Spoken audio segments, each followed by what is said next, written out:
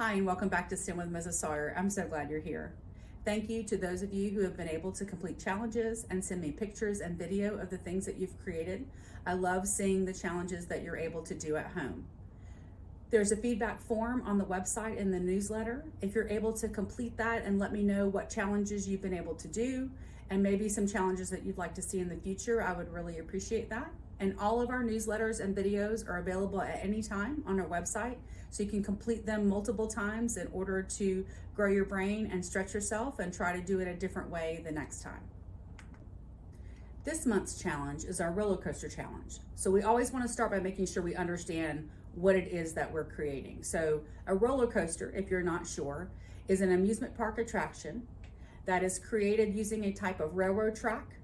Older ones were created using wood. Most modern day roller coasters are created using some type of metal. And then it is created with twists and turns, maybe some loops in there. And the purpose of it, the empathy part that we want to think about, right, is that a roller coaster is for people's enjoyment. So we want people to have fun if they were to ride our roller coaster for real.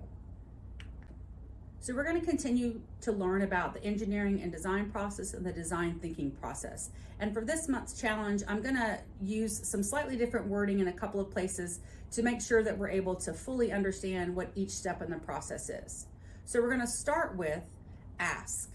And ask is that part of our process where we look to define the problem that we want to solve. That's where we want to empathize and think about the people that our product will serve, or whatever it is we're creating will help.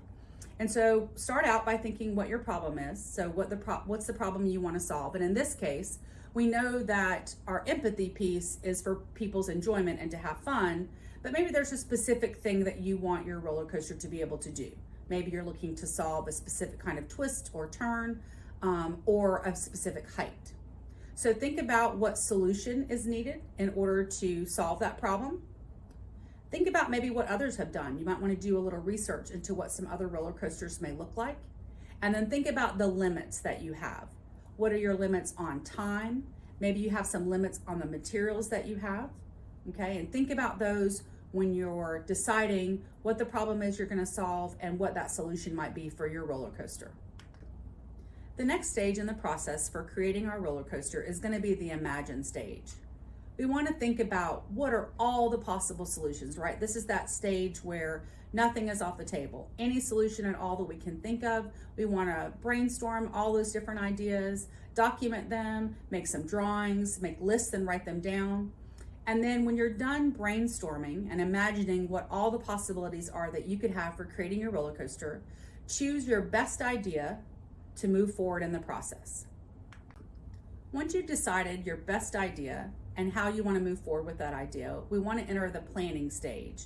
So this is where you want to draw a diagram, a specific diagram related to the idea that you thought was your strongest idea. Make a list of any materials that you need and tools that you'll need to use. You may also want to make a list of people that you may need to help you, and any other things like that that you will need in order to fulfill your plan, in order to bring that plan all the way through the process so that you can test it and share it. Now that you have a clear plan and your materials list ready to go, you're going to enter the create phase. This is where you're going to build a prototype according to your plan. Then you're going to test that prototype. You want to recreate the conditions that would happen in real life if you were to create this roller coaster for real as best you can. When you're testing, think about what's going well, what's successful, and what maybe isn't going well, what may need some refinement.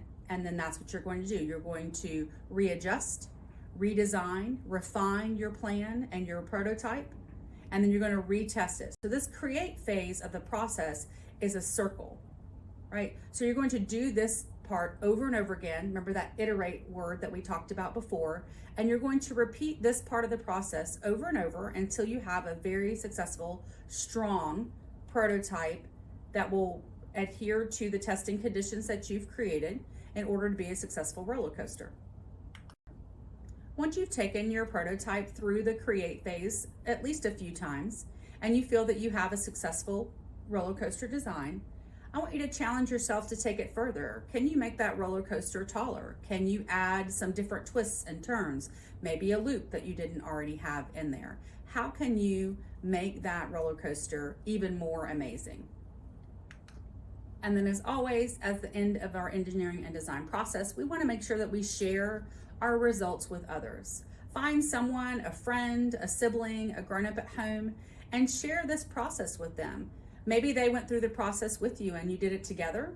And I still want you to talk about the ideas that you had and what you thought was successful, what went well, and what you might do differently if you were to create this roller coaster again. And if you can, find someone that maybe didn't do the roller coaster with you. Share it with them as well.